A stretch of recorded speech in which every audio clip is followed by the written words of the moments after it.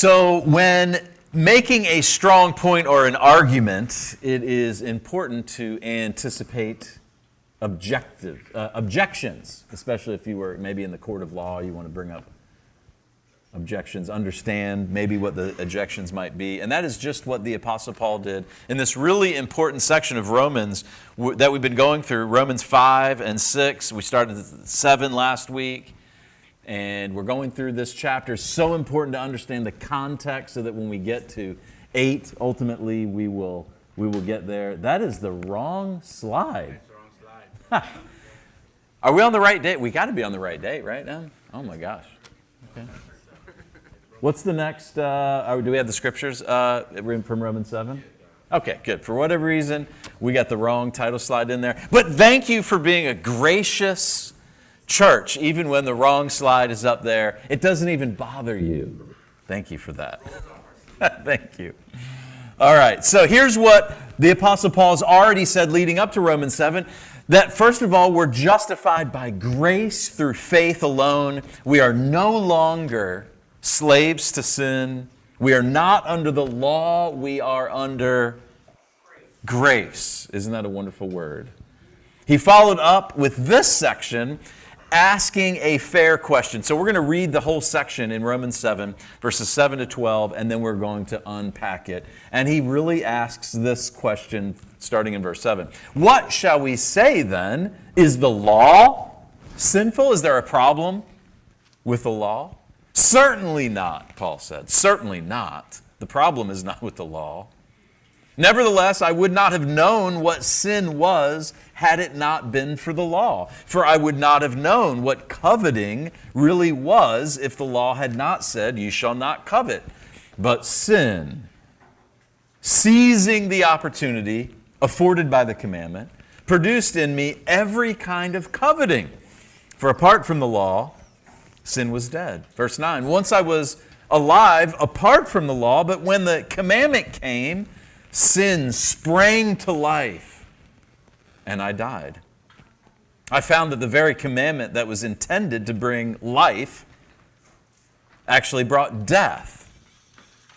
Verse 7, for sin, seizing the opportunity afforded by the commandment, deceived me. Can you imagine that sin would deceive?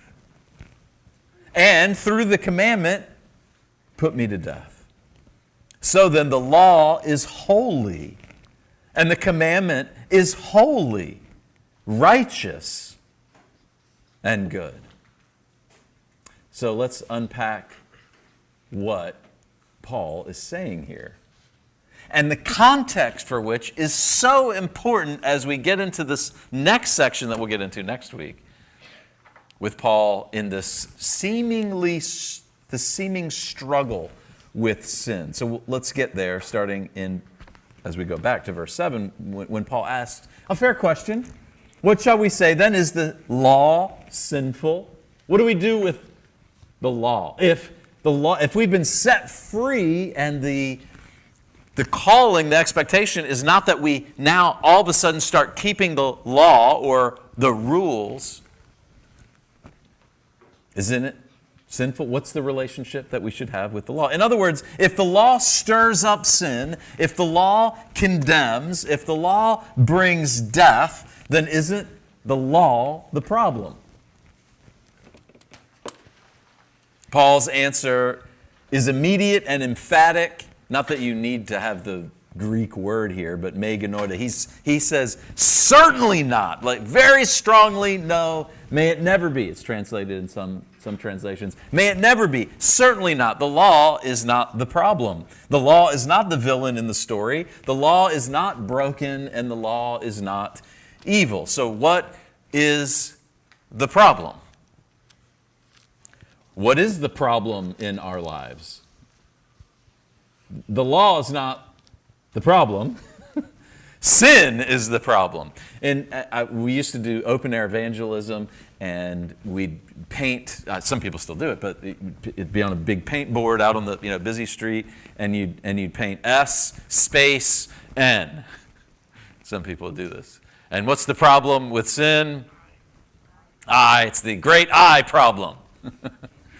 as Sam Fry would say, affectionately say. And here in Romans 7, Paul helps us understand how sin and the law interact, because if we miss this, if we miss the point here, then we will either misuse the law or misunderstand what relationship the law should have in our lives, or we misunderstand our own struggle. And I think that's many of us, that's the problem. We don't understand what is going on, and so we don't know the remedy. We can't fix the problem because we're not really even identifying the problem correctly. Dr. Moo, I don't have this, there's no quote here, but I love Dr. Moo's commentary on Romans. He suggests that the apostle was probably appealing to his own personal experience, and the apostle Paul's personal experience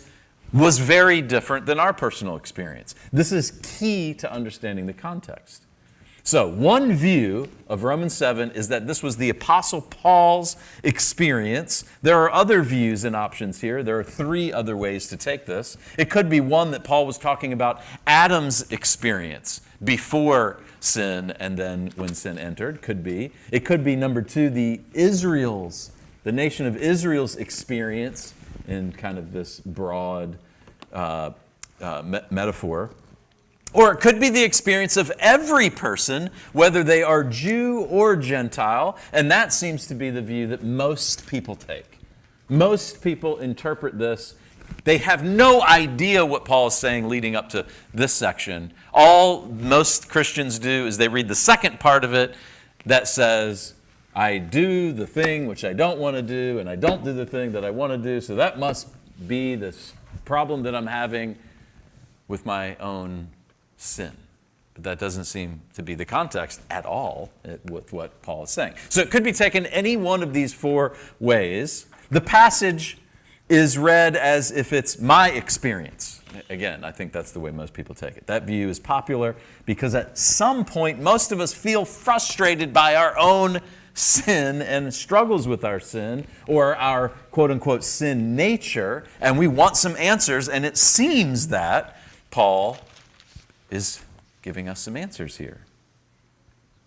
But let's move on and let's see, is that really what Paul's talking about? And we're going to see, at the very least, in Romans chapter 8, we are going to get some concrete answers to the problems. But let's dig a little bit further. Verse 7, he says, nevertheless, I would not have known what sin was if it hadn't been for the law. For I would not have known what coveting really was if the law had not said, you shall not covet. What the law does, the law is like an MC to the party. The law introduces us to sin. Isn't that nice of the law to do that? Paul gives a specific example, one that most of us can probably relate to. He didn't say, well, I wouldn't have known murder if the law didn't say, even though Paul probably was well acquainted with murder and had blood on his hands. But that would be not the experience of most of us. Coveting, on the other hand, is interestingly even the sin that Moses gives in the commandments. The example that Moses gives in the commandment is one that most of us can relate to. He says, well, I wouldn't have known coveting, or the example that he gives of coveting is, you shall not covet your neighbor's wife. That's always struck me. I wonder what the wives were looking like or acting like or being like that Moses would put that in the commandments so many thousands of years ago. Certainly that was a much different culture than we live in today, at least here in the West. So this is interesting. Why the 10th commandment? Why was that example? I believe it's because coveting deals with a desire that can't be seen. It's not just behavior. Desire gets to the heart. I want something that's not mine. We can clean up our actions. We can modify our behavior. We don't need the gospel to deal with that. We don't need the gospel as much as, I'll use Weston's example because it's one I can relate to, as much as Weston and I would say in our testimony, well, it was God who saved us and delivered us from alcoholism or addiction or some certain thing. I know lots of people that are not Christians that went to AA and got sober, or some other program and they got sober. They changed their life radically, but they weren't Christians. That happens all the time. But what can't happen is the problem that every one of us ultimately has. The problem, which is sin, cannot be modified out of our lives. And we all know that. So I think Paul is getting to the heart of the problem of mankind, which is desire. Desire lives in us. No one has to teach us how to want what we don't already have. No one had to teach us that. Oh, there's a nice new Corvette that just drove by. Wow, do I want that? I don't know. Some of us may be watching the Super Bowl today, and there'll be some commercial of something that'll be like, wow. Now, hopefully we'll laugh at some of those things, and there'll be, some epic commercials. But there'll be a thing. Wow, that thing would be nice. Some of you, those of you who know me better know that I like to buy nice things cheaply, especially like dress clothes. And I don't wear dress clothes very, but for Eric and I, we dress up every once in a while. I like to put a suit on every once in a while. I'm, by the way, Eric probably does not share this. I don't know, we've never really talked about it necessarily, but I like to buy a nice pair of dress shoes for like $30, man. That's what I love to do. And I almost wore my new shoes this morning, but I didn't. It was, I didn't want you to judge me for wearing new shoes. But when you eventually see, man, I got a sweet deal. I saw them, and I wanted them. I don't think I was sinful in the midst of all of it, because it was a while that I waited, but at some point, I saw someone wearing some shoes like that. Man, those are nice. I really like those. And now, for under $40, I got a pair. It's pretty good. It's pretty good. Pastor Wiersbe says in his commentary of Romans, I think he puts it really well. He says this, quote, "The law is a mirror that reveals the inner man and shows us how dirty we are." That's what I was feeling, coveting. Yes, I was wanting something that I shouldn't have. And let's be honest, mirrors tell us the truth. And they aren't always kind. They're like, bam, it's first thing in the morning. That's what you look like. And so, that's my heart. Really, it's good. The law is good at revealing exactly what's in my heart. It's like the X-ray machine, right? It's a picture that kind of captures what Paul was saying. I think, imagine you go to the doctor. I hope this is not something that you're experiencing. I don't mean to make this personal or make light of this in any way, but you go to the doctor because something doesn't quite feel right, maybe. They run some tests and send you to some type of X-ray machine or an MRI or whatever it might be, and you're lying there, and the machine hums, and the image comes on the screen, and suddenly the doctor's a little quieter. It would usually be like not in that meeting. You wouldn't get the results right away, but you're going to get the results, and suddenly the doctor's quiet and points to some kind of dark mass and says, yeah, right here, I think, here's the problem. We've discovered a tumor. And so let me ask you a question. If you get that news, are you mad at the X-ray machine? No, you're not mad at the X-ray machine. The X-ray machine just simply gave you the truth. The machine didn't ruin the day.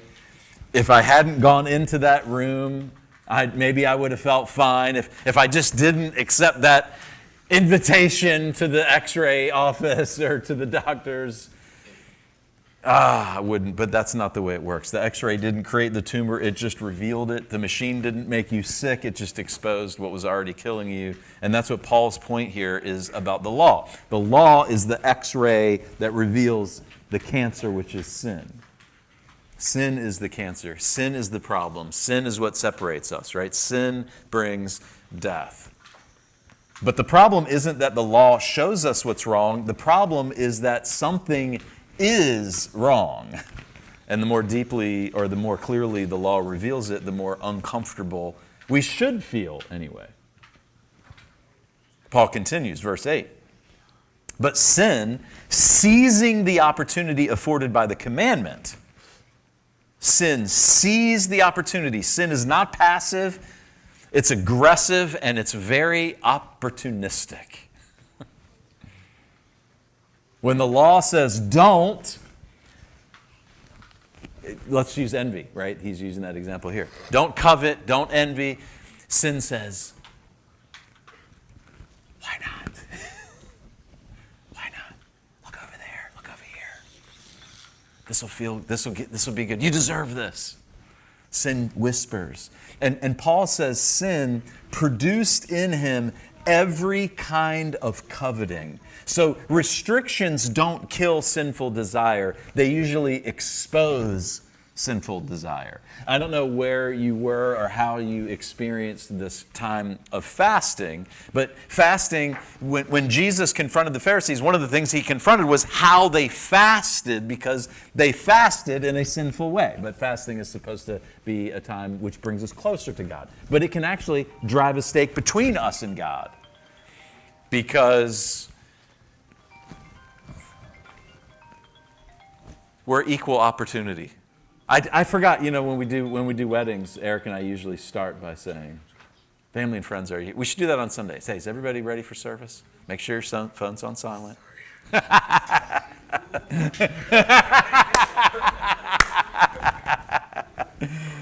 So Paul adds here, he adds here, apart from the law, sin was dead.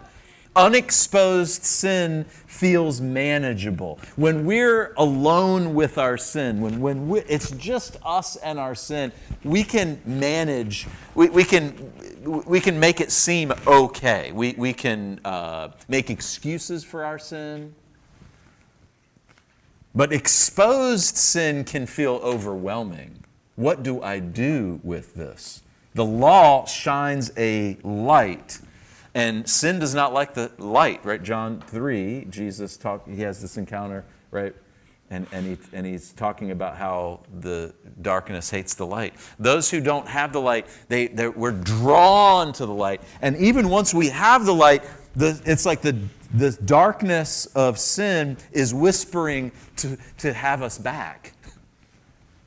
It's not that bad. But Paul now gets deeply personal. He said, verse 9, once I was alive apart from the law. That doesn't sound like something a Christian would say. Right? No Christian would say, well, I was alive apart from the law, but when the commandment came, sin sprang to life and I died. We would have the opposite testimony. We were dead and the grace of God made us alive. Verse 10, I found that the very commandment that was intended to bring life, actually brought death. If I could actually do it perfectly, it would bring life. But I never could. When I was a law-seeking person, when I was a law-keeping person, when I was a good Jewish person, I was trying to. It was intended to bring life, but I never could fulfill it perfectly. He didn't mean spiritually alive here. He means self-confident. Before Christ, Paul thought he was doing great. But was he really doing great? This was his testimony in Philippians 3. This is what Paul said. If someone else thinks they have reasons to put confidence in the flesh, I have more. Circumcised on the 8th day, of the people of Israel, of the tribe of Benjamin, a Hebrew of Hebrews. In regard to the law, man, I was flawless. But that law, it was incapable of bringing life. It was incapable of making me alive. When the true demands of the law hit Paul, everything changed. Right? Back to verse 9. When the commandment came, sin sprang to life and I died. I just don't see any way that could be taken by someone who's a Christian. A Christian would not say that. It's not, there's no context for that in the way I'm reading it. He says, I found that the very commandment that was intended to bring life actually brought death. The law was meant to bring life, but once sin is exposed, it condemns instead. Once I read the commandment, do not envy, I'm now convicted of all my envy. When it says, at least we understand murder in the context of attitude. And then we're like, wow, man, how many times was I driving down the road? Man, I murdered every person I was driving past. Brother or not. Here's the danger. Awareness without redemption leads to despair. We can be lost just in our helplessness. That's why the law cannot save. The law diagnoses the disease, but it cannot cure it. No, there's no rules. No religion can cure this problem. I mean, right now, it's so important that we understand what political Islam is, but Islam isn't really even a religion. It is a law. It is a set of laws and rules, and this is what a good, Muslim does. This is what a person who follows Islam. And a lot of Christians live that way. And people will talk about, what does it mean to be a good Christian? Or how can I be a better Christian? And I don't know the answer to that.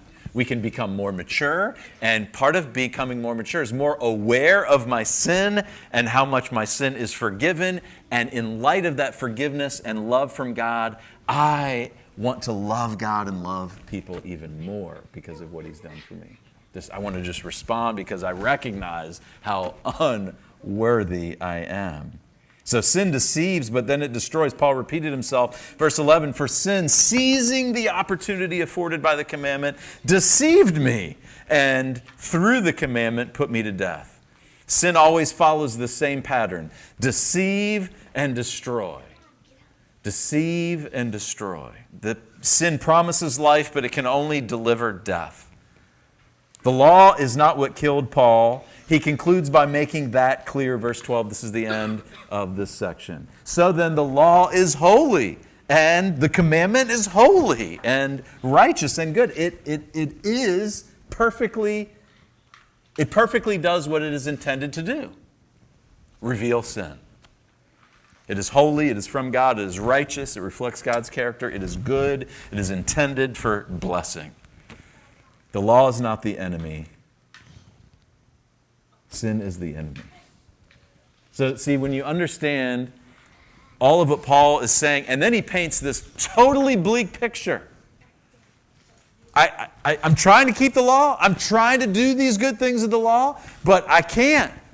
I do the things that I don't want to do. I'm trying to keep the law. I don't do the things. I am absolutely hopeless, is what Paul's going to conclude at the end of this chapter. I am absolutely hopeless. But I have hope because of what Jesus has done. And now, he's going to say, now, Jesus has come. Now there's no more condemnation. There's no more condemnation. I don't have to even try to live up to the standard. I don't have to even try because I can only fail. I can't. How many of the commandments do you want to try to keep? I can only fail at that. But thanks be to God.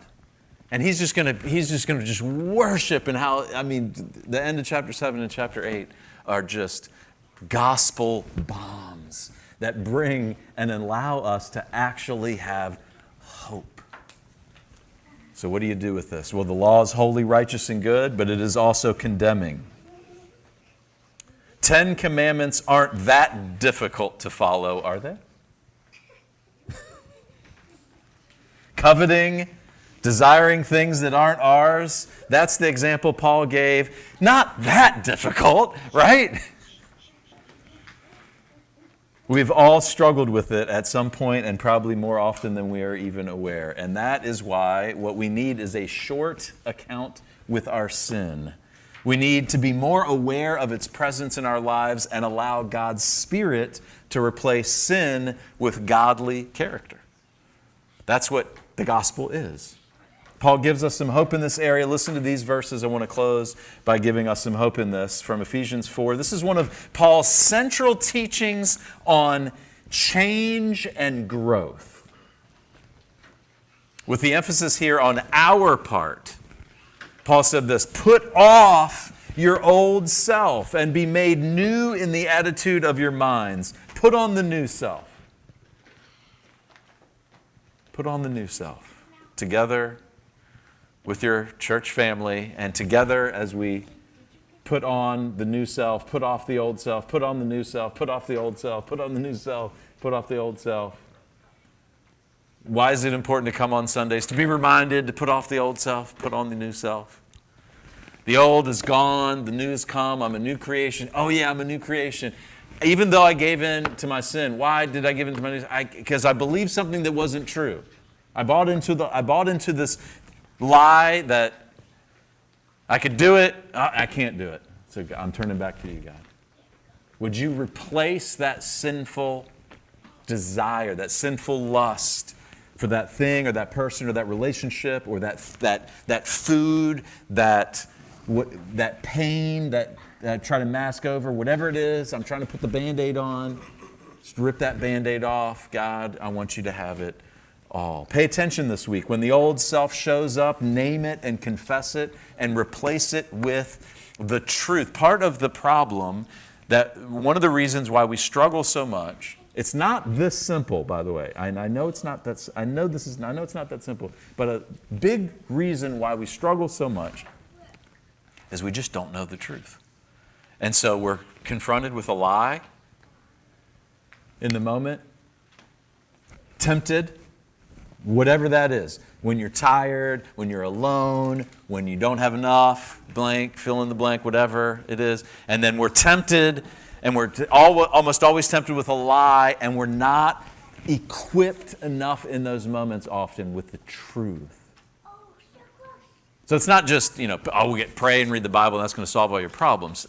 It's more complicated than that. Some of us need real, professional help, and we need other resources to help us. But at the heart of it, I think we struggle most of the time just being equipped with what's true in our struggle. So Romans 7 shows us the diagnosis. A couple more messages. We're going to finish unpacking Romans 7, and we'll have the full diagnosis, which is not all that encouraging in one sense. But Romans 8 will show us the cure.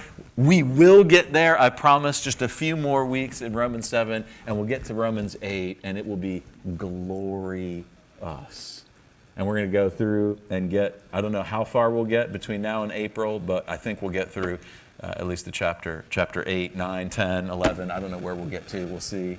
I have it mapped out, but I'm really encouraged, and I hope you are too. And I hope that you'll really take this study, journey with me. Even this week, read through chapter 7, Romans chapter 7, before we get to the next message. And let's soak in it together and let God change us. I'm going to pray, and then we will have a couple more songs.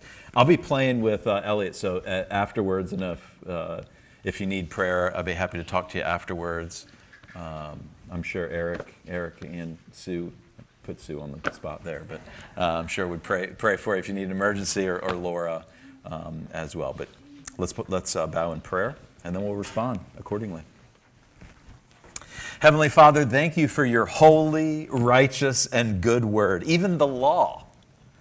Thank you that you love us enough to tell us the truth, and even more, that you sent Jesus to fulfill the law and do for us what we never could have done for ourselves. Thank you for your promise that even though we deserve death because of our sin, your free eternal gift is life in Jesus for whoever believes in his Son and what he did for us. Teach us to walk in truth and freedom this week by the power of your Holy Spirit. We pray all of this in the name of your Son, Jesus. Amen.